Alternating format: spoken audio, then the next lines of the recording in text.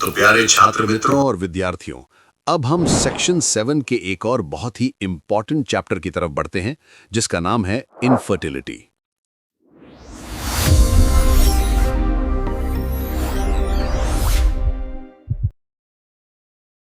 Definition. Infertility का मतलब है बच्चा पैदा करने की अक्षमता, inability to produce offspring. Females के संदर्भ में इसका मतलब है नेचुरल प्रोसेस से गर्भधारण ना कर पाना या प्रेगनेंसी को पूरे समय तक, फुल टर्म तक ना ले जा पाना।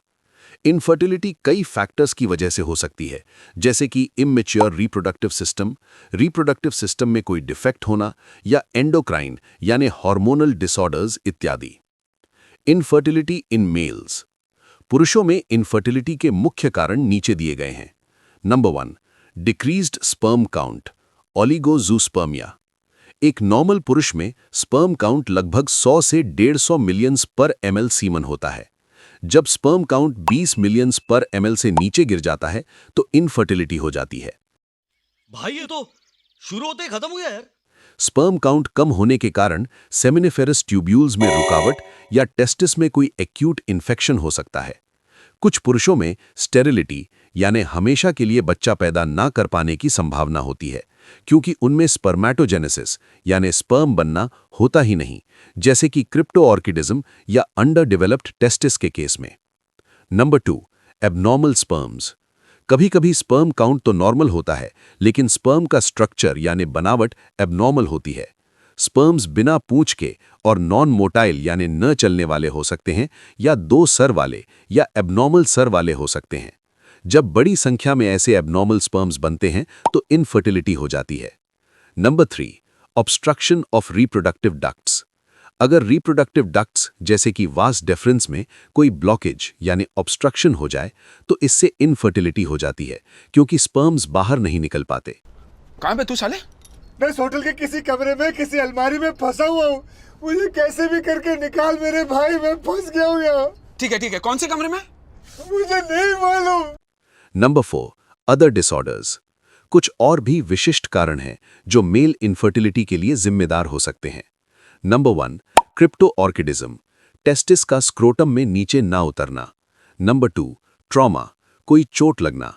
नंबर 3, मम्प्स, एक वायरल इन्फेक्शन जो टेस्टिस पर असर डाल सकता है। Number 4, long term use of drugs, लंबे समय तक दवाइयों का सेवन। नंबर 5, अल्कोहलिज्म, शराब की लत। Number 6, genetic disorders. Number 7, hypothalamic disorders, दिमाग के हाइपोथैलेमस हिस्से की समस्या। Number 8, disorders of pituitary, thyroid and adrenal glands, in glands से जुड़ी हार्मोनल समस्याएं।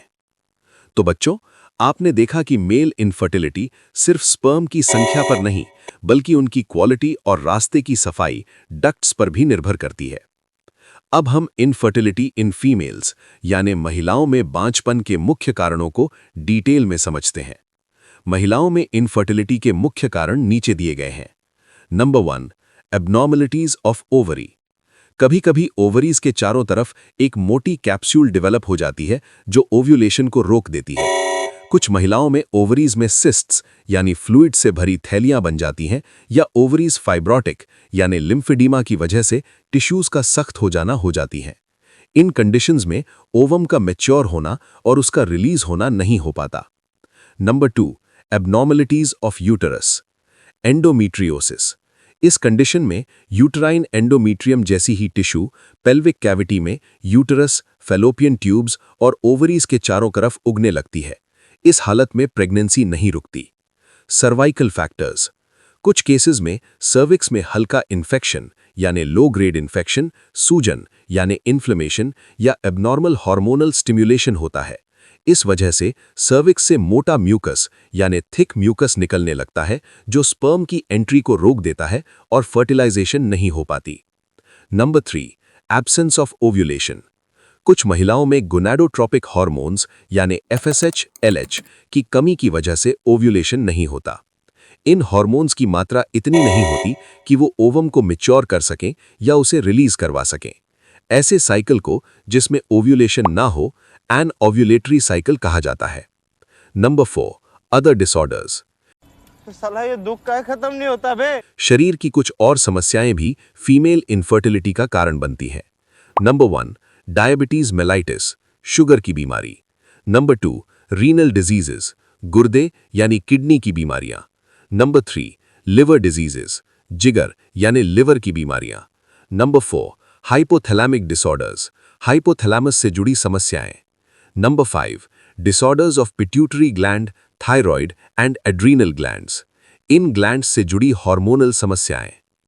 तो बच्चों, फीमेल इनफर्टिलिटी के पीछे ओवरीज, यूटरस और हार्मोन्स का सही तालमेल न होना सबसे बड़ा कारण होता है।